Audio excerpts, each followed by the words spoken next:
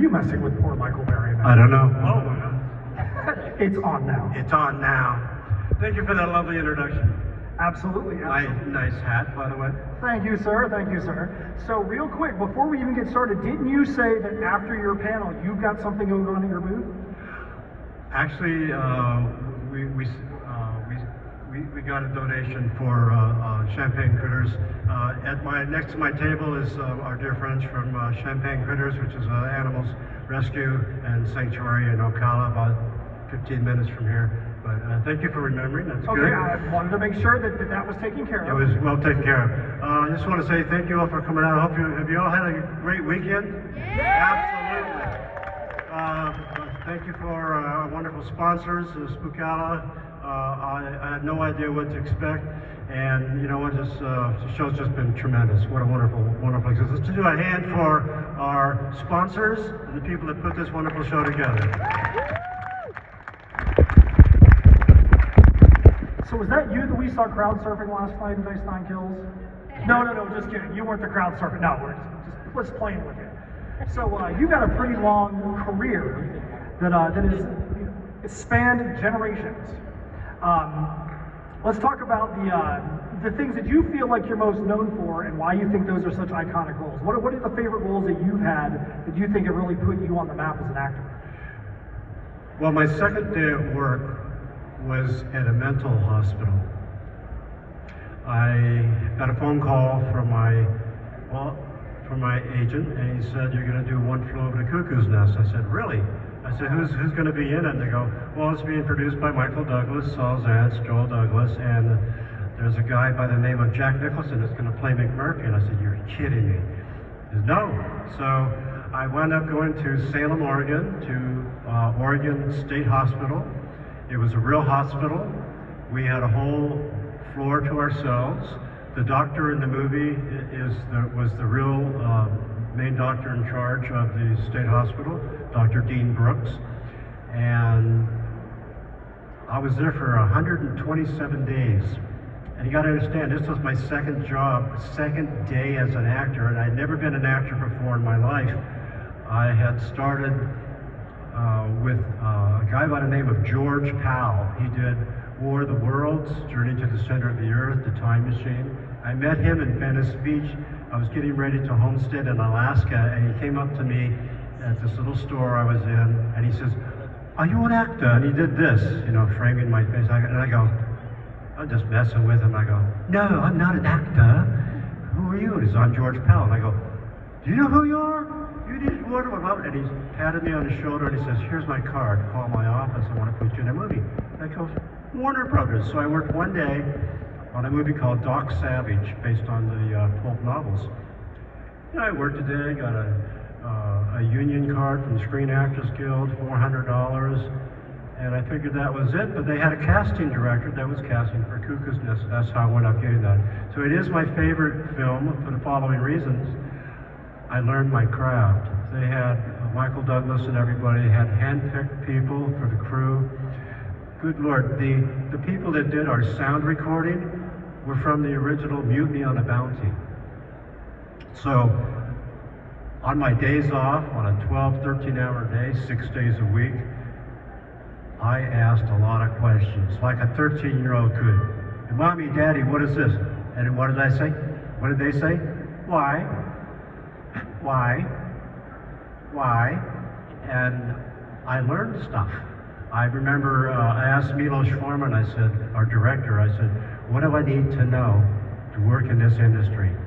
And he walked me, he's puffing on his pipe, and he walks me over to the camera. It's a Panavision, beautiful big camera. And he says, "I want you to see the camera and look at the lens." I said, "Okay."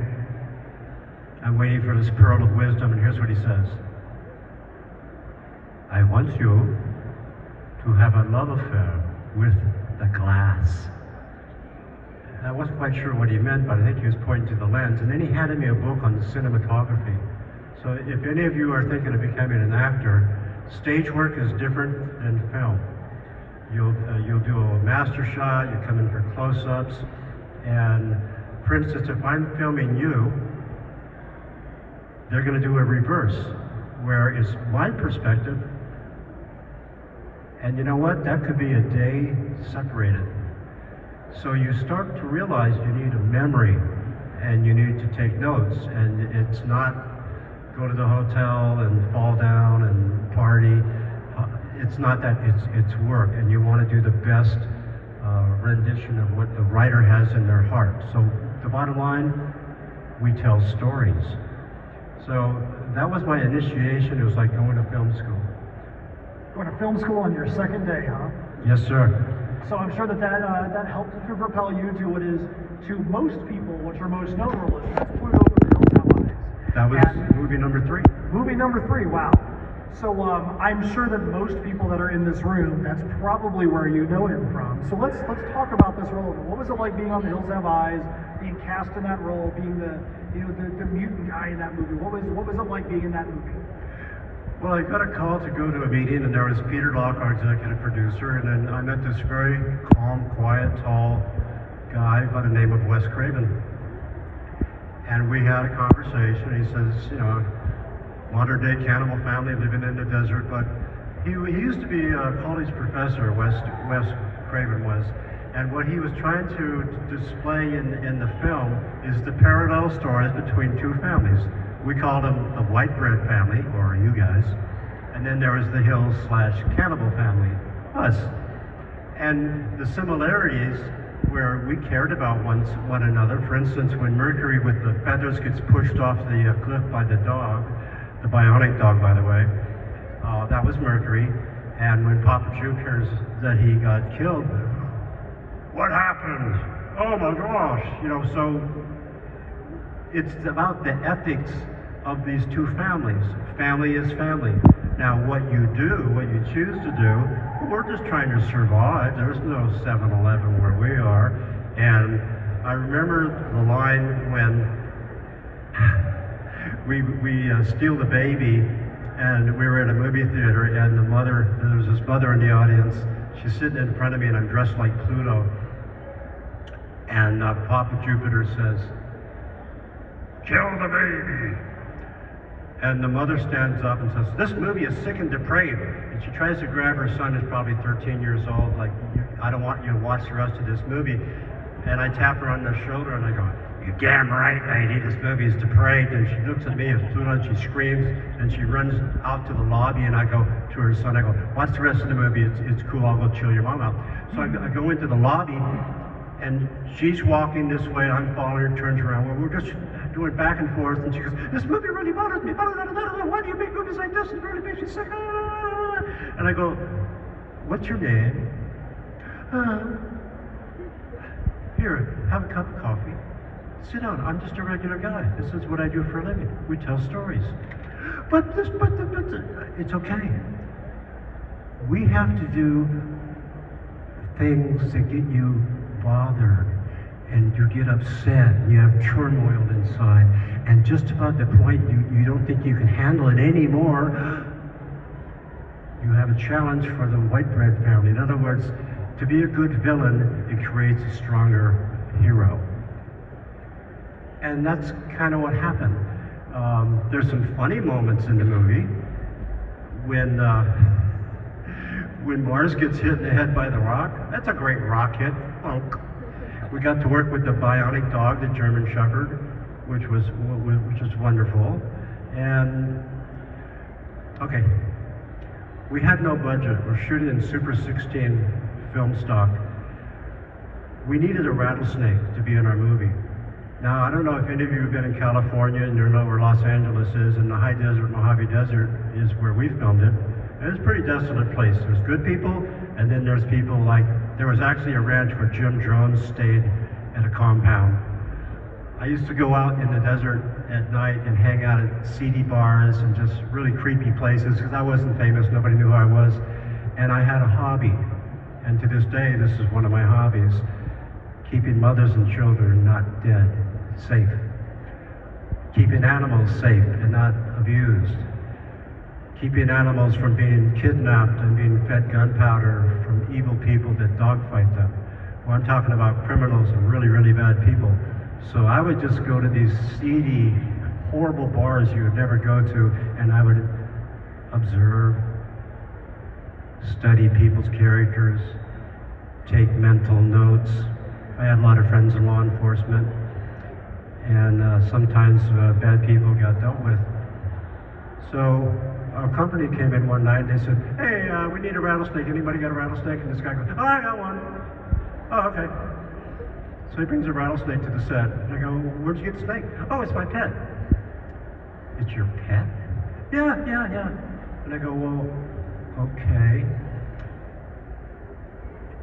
He didn't take monofilament line to keep its mouth from being open so it could bite somebody. He would put it in a chest and put ice in there so it'd be slow and lethargic.